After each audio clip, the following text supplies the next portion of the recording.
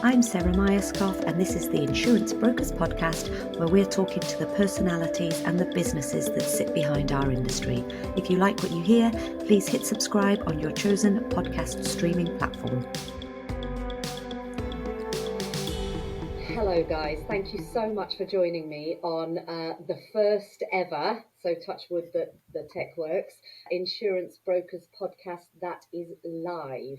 So we've never done this before. We're doing it because it is our 100th episode, which means I've done 100 interviews, which felt like it needed a thing that was making it a bit different. So I'm really glad to have the three of you here.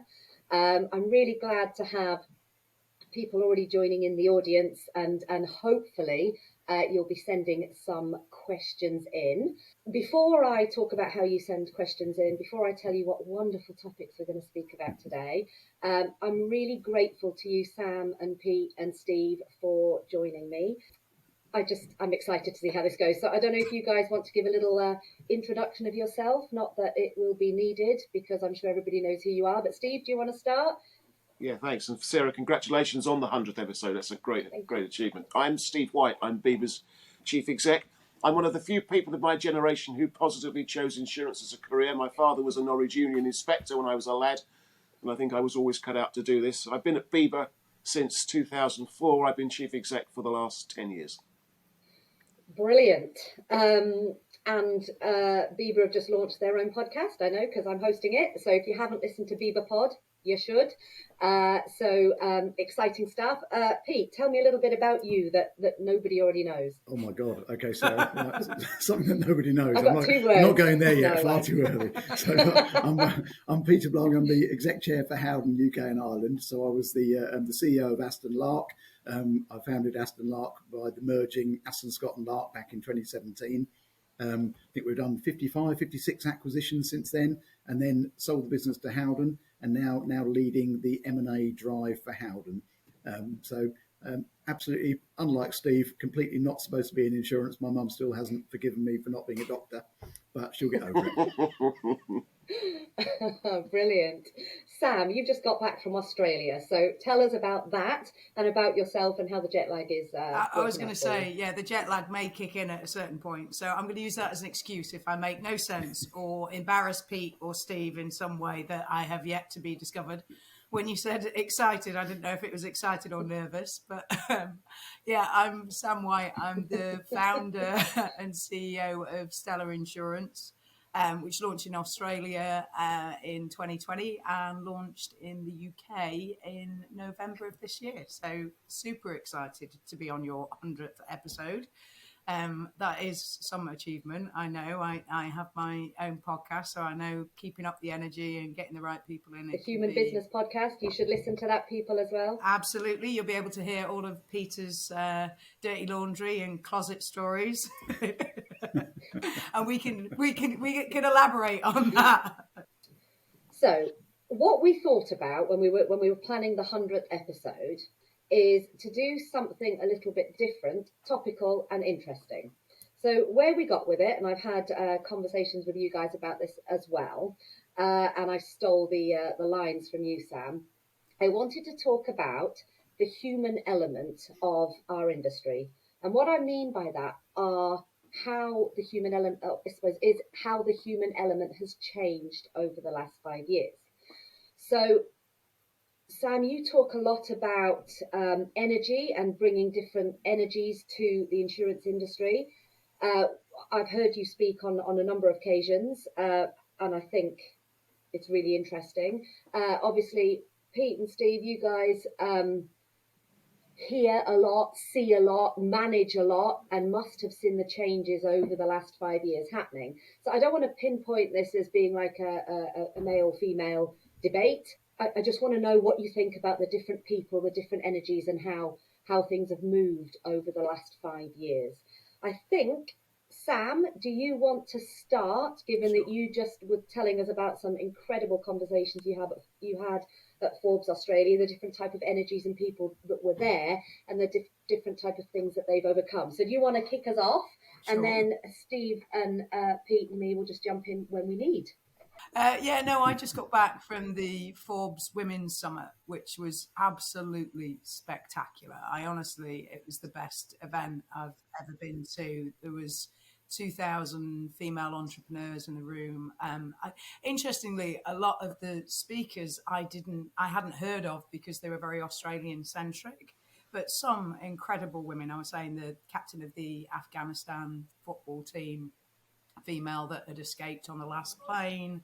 A lady called Christine Holgate, that if you guys haven't checked her out, you should check her out. And interesting, Christine for me was the epitome of what I think leadership needs to look like. And I talk a lot about, recently I've kind of gone off the male-female debate because I actually don't think it is about men or women. I think it's about the values that we choose to hold up high in the industry as values that everybody should aim for. And, when I talk about feminine and masculine energy, I'm talking about left and right brain.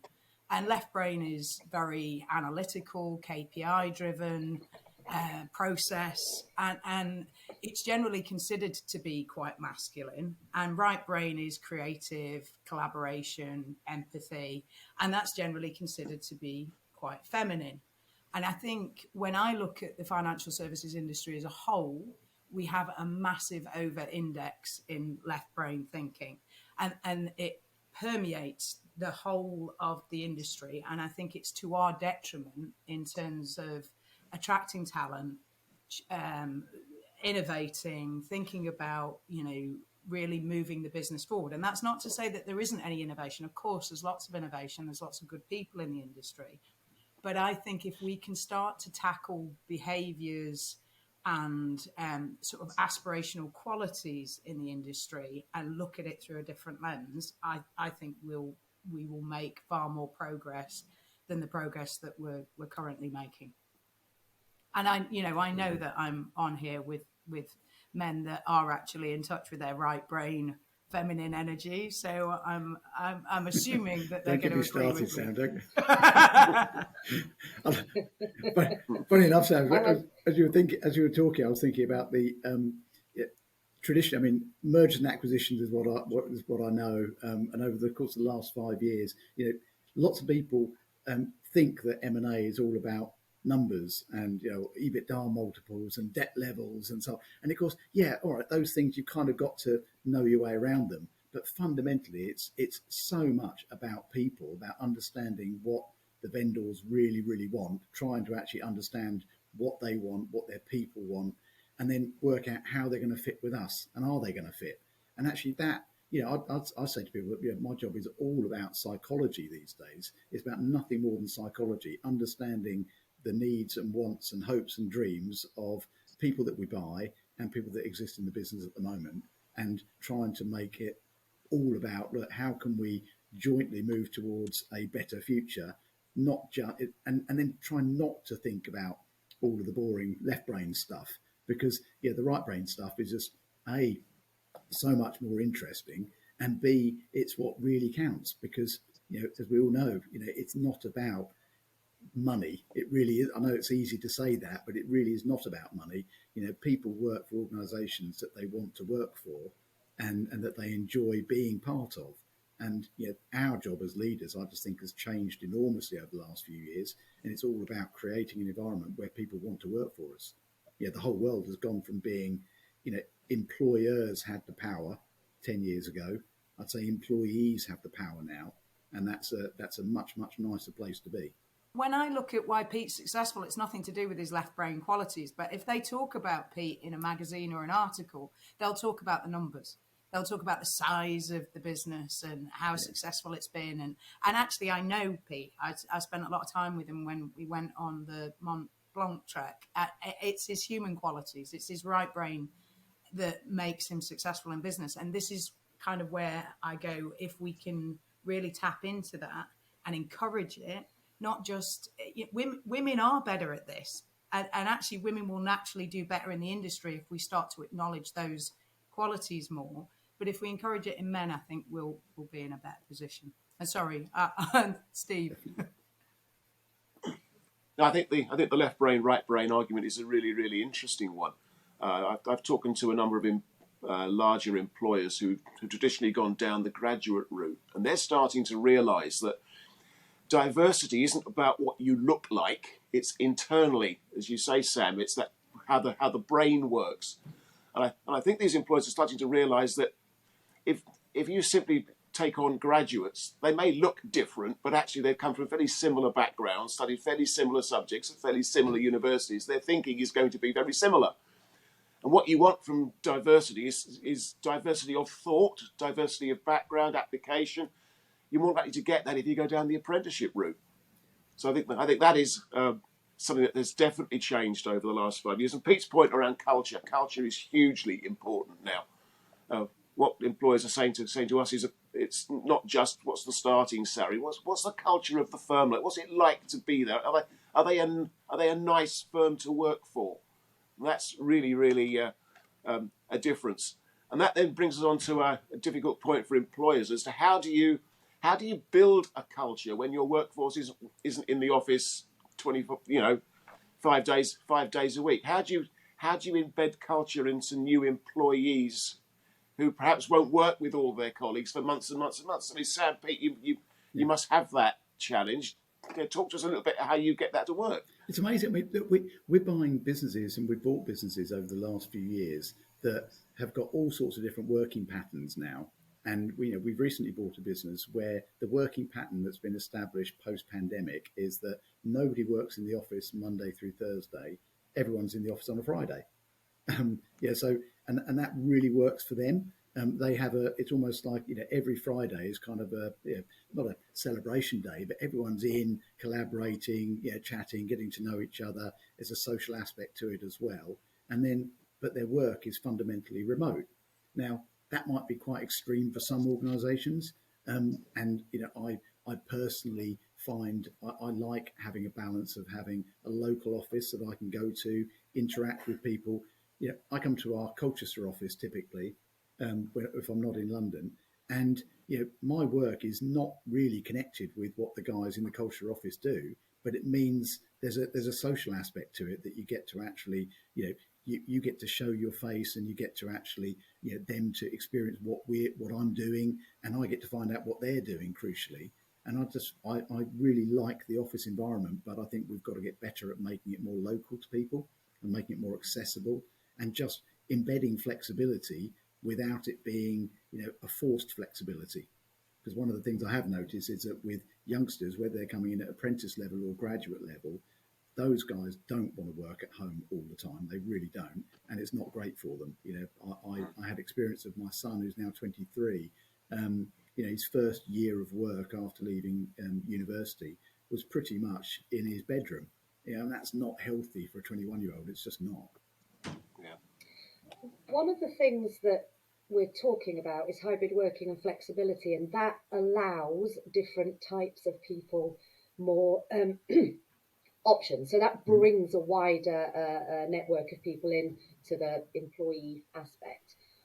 Why the insurance industry is synonymous with a certain age male from a certain ethnicity in the UK, right? I don't think I'm the first person to say that, and I don't think it's controversial that I'm saying it.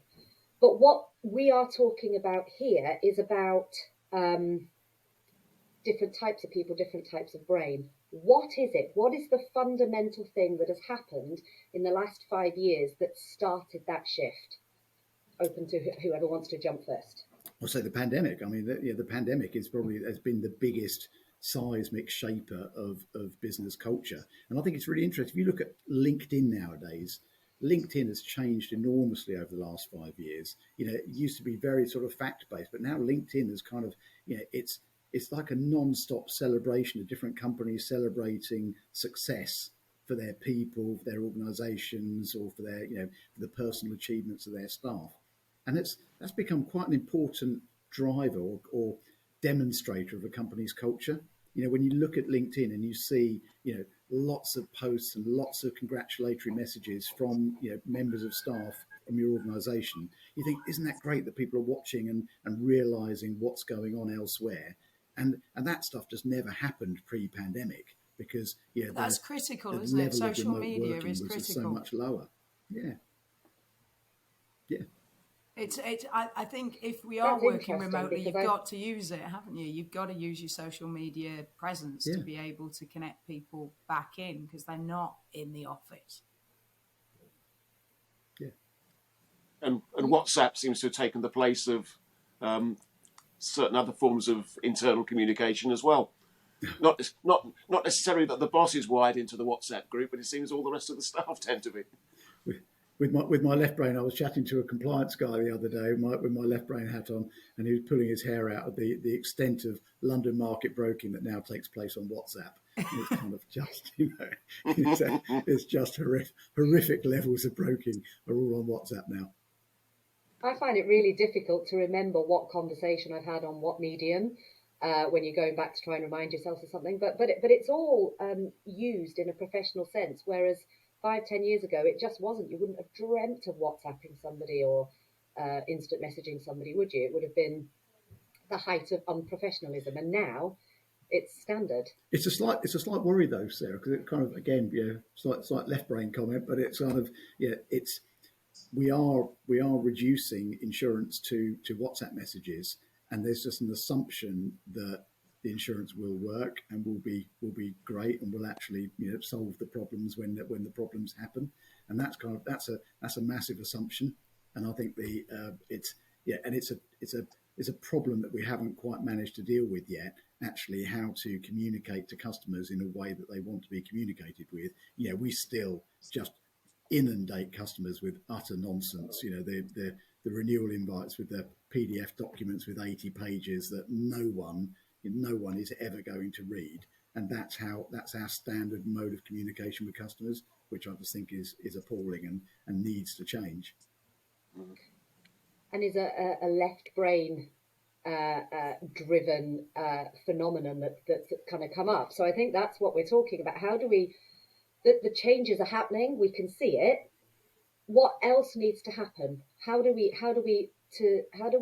manage that balance? Because just to the point you just made, the right brain communication, transparency, all of that stuff, WhatsApp is perfect for, but there has to be a balance.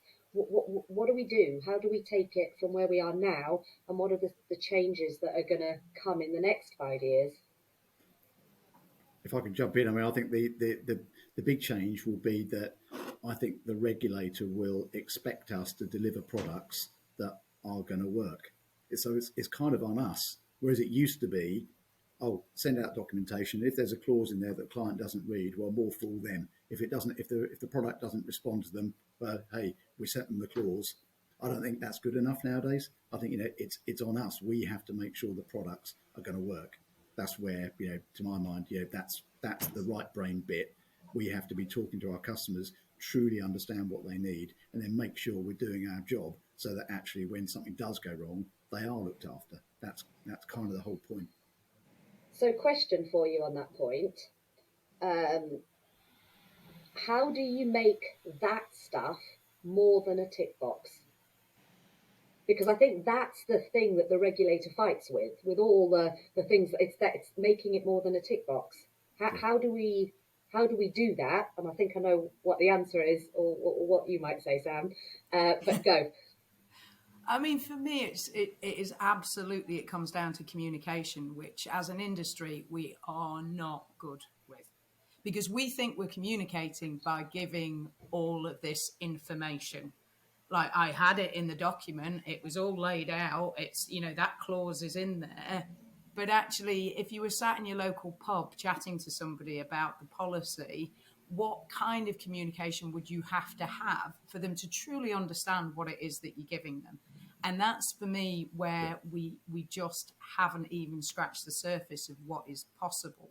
And when we went to launch Stella in Australia, because we'd done a media partnership with Bauer, we had access to a panel of, I think it was about 60,000 women that we could do market research with before we brought the product out.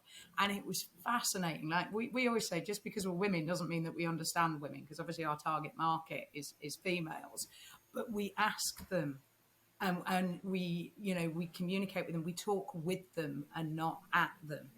And I think that's a real subtle difference that the industry needs to understand, is that your customers, it should be a two-way conversation.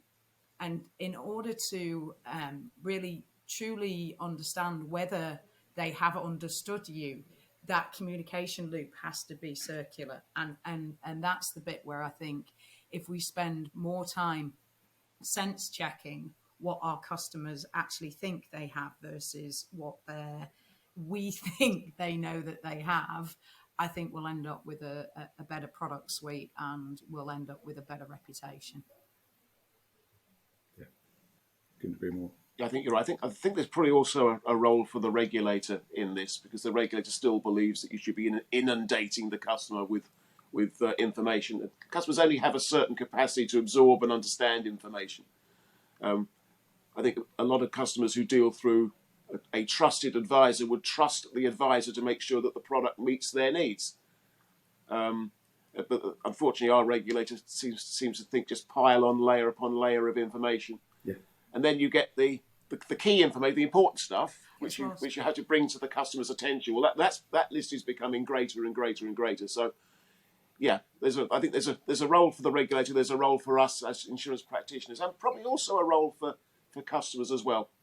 I just wanted to give an example, because I'd love to know where you think of. It's not insurance, but it is an example that I've come across very recently, and it is of somebody hiding behind the right brain stuff that we're talking about. So all females involved in this conversation. So somebody I know called Joe went to view a property. The property to rent, the property I want needs to have a garage. That's my core requirement. It needs to be allowed pets in a garage. Core requirement, specified verbally several times. The negotiations happened, contract signed, went to pick up the keys. Where's the garage key? The garage is not included. If you'd read your contract properly, at clause 5, it says it's not included. Now, this particular person has various send needs, and the argument that I gave was exactly what we're talking about. You knew the core requirements, and the response was, prove it. Yeah. How do you, and that kind of thing is not, that was an estate agent issue, but it is something that you see in our industry. How do you manage that when we're talking about regulation and treating the customer fairly and putting all of these things? How do you manage that kind of circumstance? You have to have a culture that actually that just would not allow that behaviour to happen, because that's just wrong, isn't it? It's some of the stuff that you see going on in the price comparison world at the moment. As a response to the cost of living crisis, some of the insurers have produced these stripped back products that have no windscreen cover, for example. So you have an individual who is really hard up, really struggling, and is tempted into saving £20 by not having windscreen cover. And then what happens? They have a windscreen claim and there's £700 in the hole that they go into credit card debt to solve. That's how is that a great outcome? And we're doing that in the name of cost of living crisis. I just think that's just shoddy.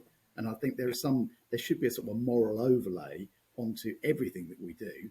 And actually, the what I talk about with all of our staff all the time is look, you treat every customer as if it was your mum. You wouldn't sell your mum a product that wasn't going to work. Well, you'd like to think you wouldn't, unless you. I was going to say, depends on your relationship with your mum. but you wouldn't do it. You'd make sure that the actual product was going to be fit for purpose. And I think insurance brokers generally, I do think the overwhelming majority work really hard to do that.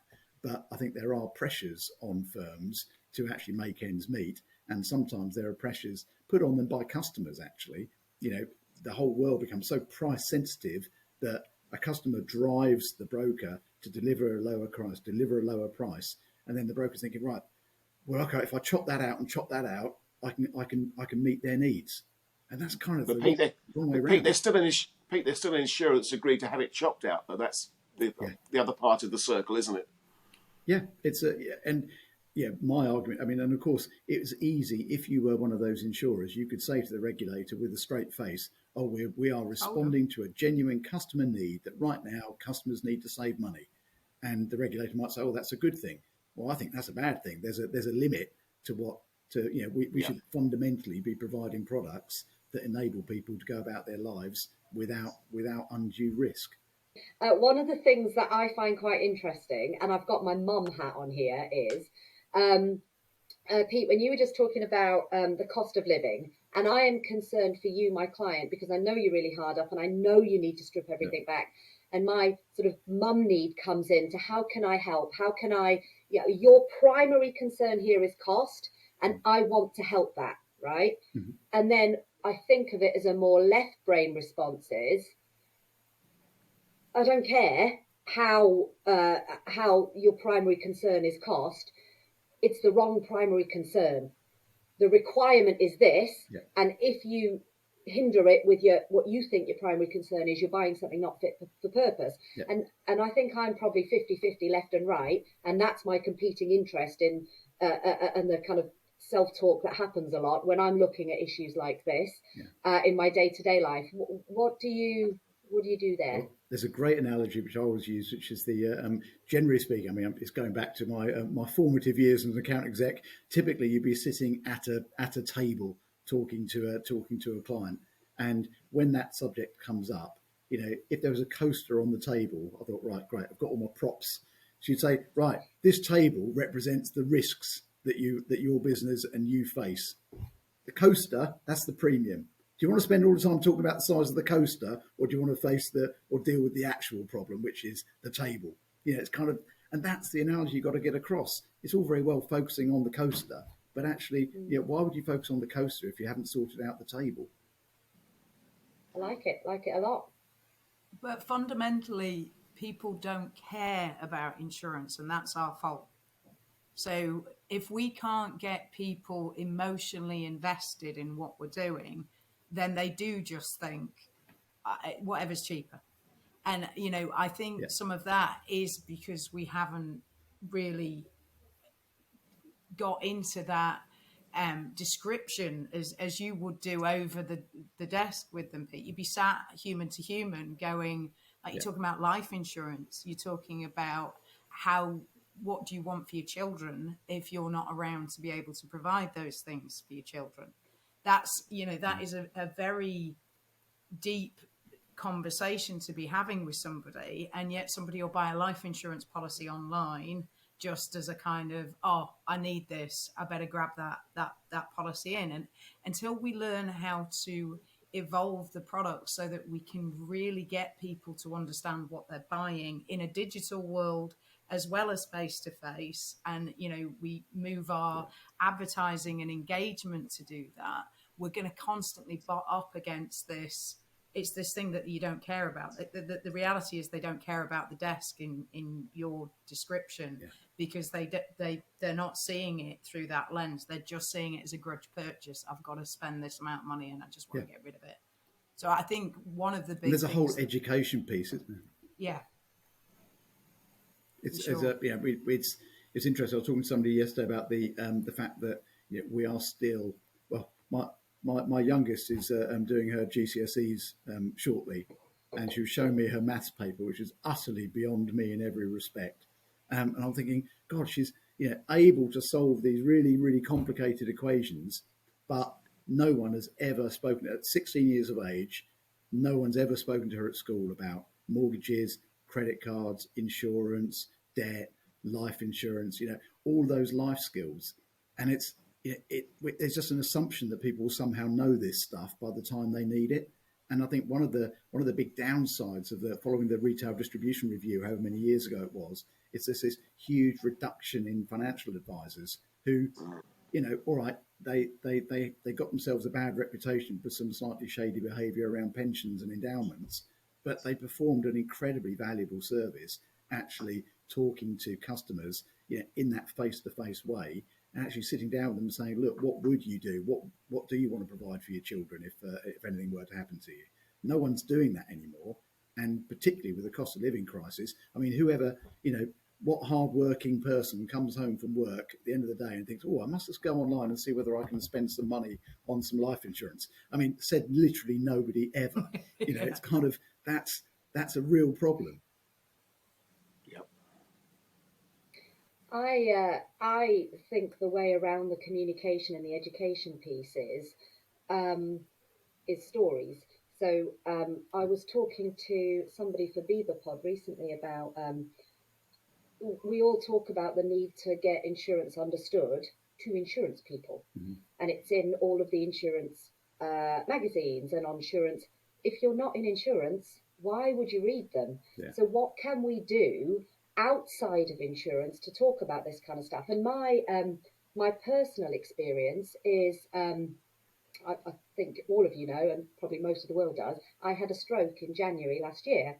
And I had critical life insurance. Now, that was a game changer for us, absolute game changer. So now I will talk to anybody about why this is something you absolutely should do. Not life insurance, critical illness insurance, because it made a huge difference.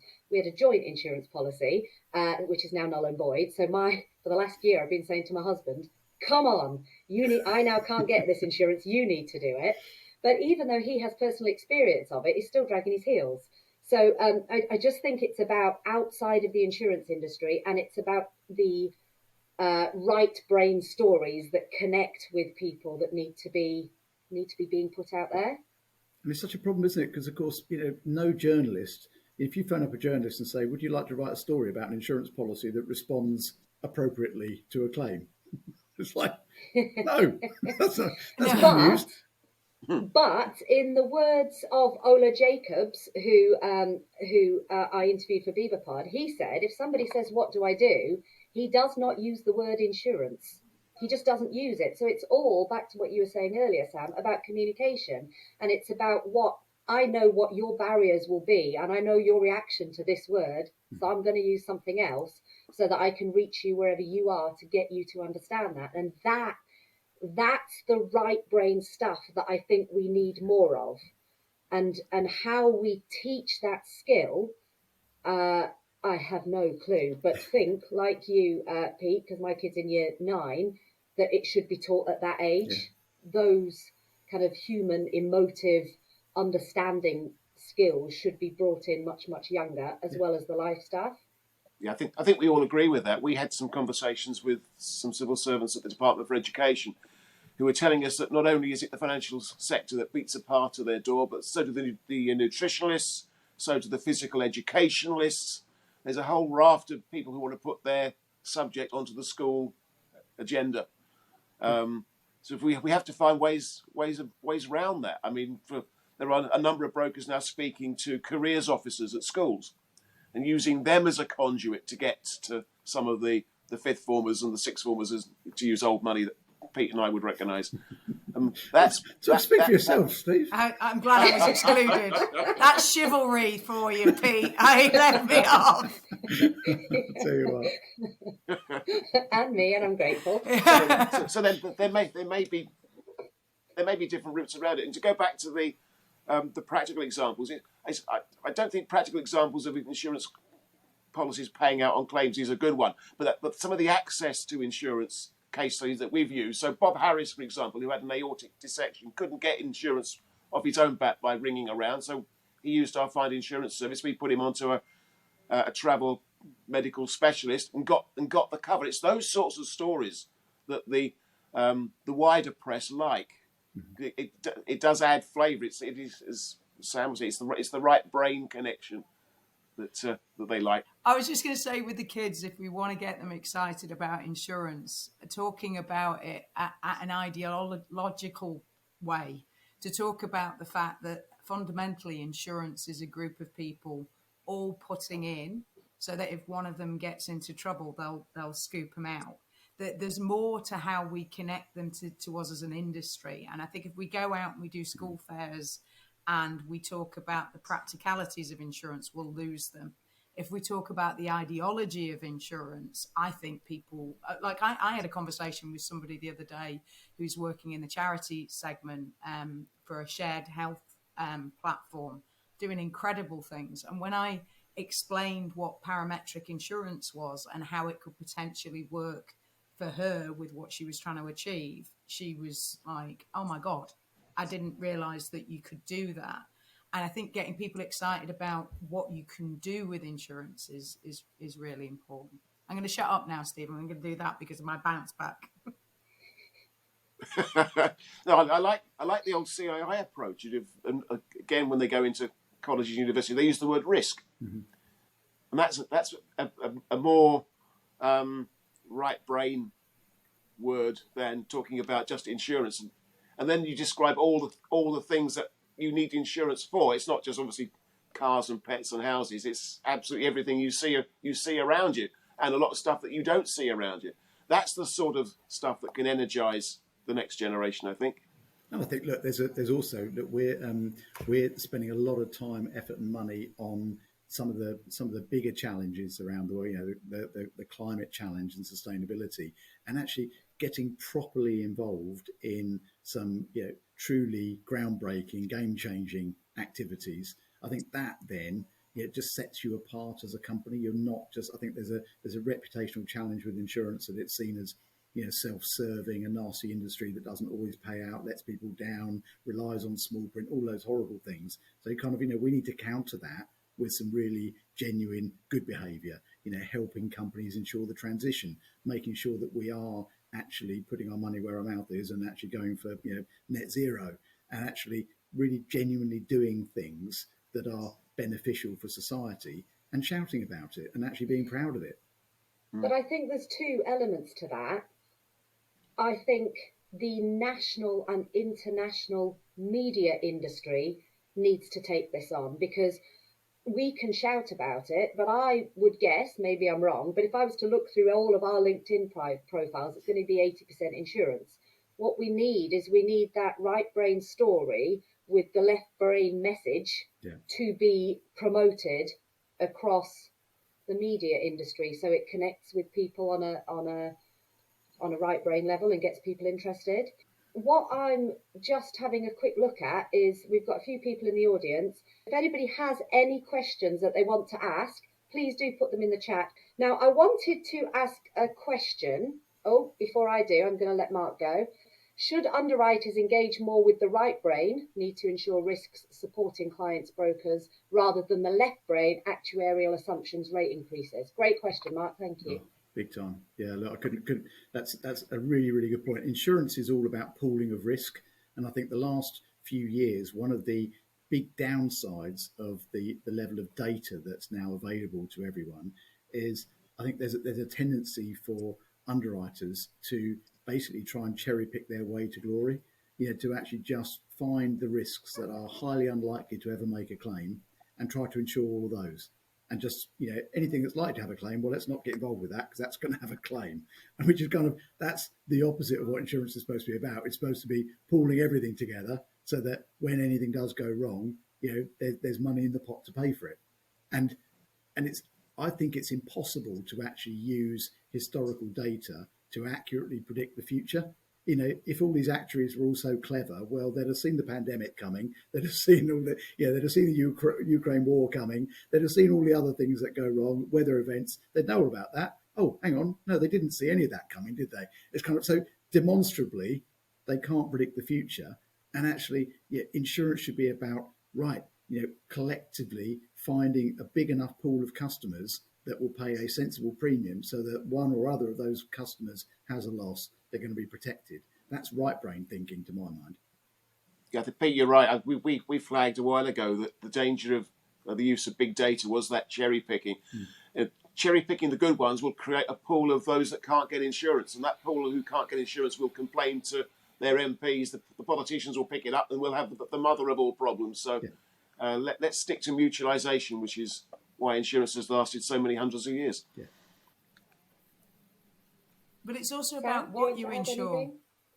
Yeah, I think that the thing is with underwriting, and the thing that I find, me as somebody who wasn't in insurance and came in, there's certain things that my dark sense of humour finds highly amusing, and actuaries are one of them.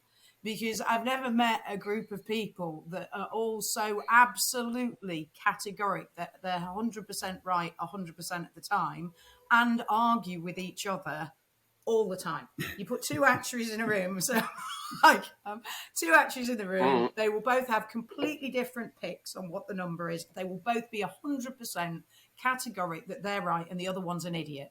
And I am just like, how can you not step back out of this situation and see how ludicrous it is? It's like religious fervour, isn't it? It's like, it absolutely it's is. like religion.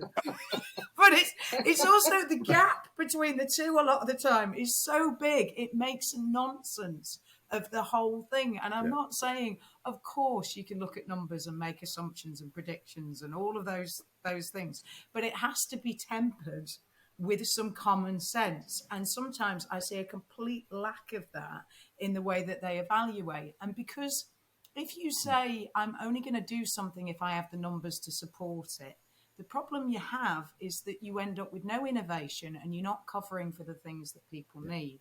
So we're currently designing a domestic abuse insurance, which doesn't exist today. And what we wanted to do was create an insurance that we could embed in our motor policy, that if people were a victim of domestic abuse, they could get access to funds. And you go, well, why would you do that? And, you know, where's the business case for it? And our thing is, our product is about supporting women, and the most vulnerable women are more victim of domestic abuse than men are. So this is something that we want to provide support for. There is data that you can use to build actuarial models and make sure that you've got enough money in the pot to make it make sense. But if we were just looking at it from a perspective of where's the numbers from previous businesses that support this thing, there'd be nothing there. And that's where I think if we can combine those two areas and really start to open up the possibilities of insurance, we'll have a ton of people just desperately trying to get involved in the industry, because that's exciting. And that's what insurance was always about, isn't it? I mean, there's a great expression which I love, which is history is just a series of events that no one saw coming, and it's kind of it's just so true. You know, and we have to. It's all about pooling of risk so that actually we can be there for people. So, talking about new innovation, talking about the left brain, right brain, I've got a last topic/question for you both. Which side of the brain is better at taking, excuse my French, fuck ups? So we were talking beforehand about you make a massive screw up, how you then deal with that. And I think, from my experience in my world, that the right brain is less equipped to deal with that than the left brain. And is that a reason that we've, you know, our industries and the world has grown up in a certain way? Discuss. I mean, it's interesting. I think when we were saying beforehand that when people make a big mistake, you know, it does. I know it's an old sort of cliche, but it does make them stronger. And actually, I think there's some of the most fragile people around are those that have had nothing but success after success after success. When anything does come and, you know, kick them somewhere, it can be really, really tough to deal with. Whereas actually, some of the most resilient people. You know, and when you look at some of the Paralympians and so on, incredibly resilient people who've had horrible things happen to them, and yet they're some of the happiest people around because they've had challenges, because they've had issues, and that's absolutely right brain thinking. Yeah. We will always try and avoid pain. That's a human nature. And the interesting thing about the left brain and how it shows up in insurance is this idea, and I'll go back to that actuarial piece, that if I have enough information, I'll be able to guarantee that I don't fail. That's what the left brain thinks. So to your point, Sarah, in terms of it coping with it, it doesn't believe that actually the failure is an option. Because if I've got all of this information, I won't fail because I have all of this information. And what I see is that nervousness that shows up. And we were talking before about entrepreneurship versus corporate thinking. In the insurance world, because we manage risk, there's a real fear of failure, because failure is, you know, I haven't done my numbers properly if I failed. The only way to get through that is to actually have to deal with the emotional impact of failure, which, yes, sits in the right brain. But the more times you push it through that, I tried that thing, it didn't work, it hurt a bit, my ego got bruised, I wasn't quite where I thought I was going to end up, then actually the more information you get, the stronger the proposition becomes, and the more you are able to push out and deliver something truly exceptional in my mind. Steve? Yeah, I would agree with that. I think the left brain can recognise it and analyse it, but the right brain will help you get over it I in love a way that that. perhaps the left brain can't. I love that. There's a book, just to finish on something that speaks to this topic. There's a book by Viktor Frankl. I don't know if you know who he is. He was a psychologist in Auschwitz, and he's written a book called Man's Search for Meaning. And this is to Pete's point, and he was talking about people that haven't experienced hardship are less able to. So we're talking about resilience, and what he uses the term existential boredom, and what he's talking about is when you haven't got anything really hard hitting you in the face, you make things. And there's a brilliant study that he talks about mice. So there was some mice put in a utopian life. So they were given exactly the right food, the right space, the right heat, the right everything to live this wonderful utopian lifestyle, and they started fighting. And that just is what he's talking about in terms of existential boredom. So I think it's really interesting, and I love the point of how the left brain and right brain can work together in circumstances where there's some pretty crap stuff happening. So I'm really, really grateful to you all for this conversation. I don't know if there's anything you guys would like to add before we kind of sign off. No, it was lovely. It was really great to speak to you, Sarah, and thanks. Great to see you, Sam and Steve. And you, Pete, and Sam. And well done again, Sarah, on the 100th episode. Yes, Well, congratulations. thank you all very much. Thank you. Have a wonderful rest of week. If anybody's got any questions they want to send to me, I'm sure we can get something sent out to you from any of our wonderful guests. And just left to say thank you. Have a wonderful Easter in a few weeks' time. And I'll hopefully speak to you all soon. Thanks, Sarah. Thank you, Sarah.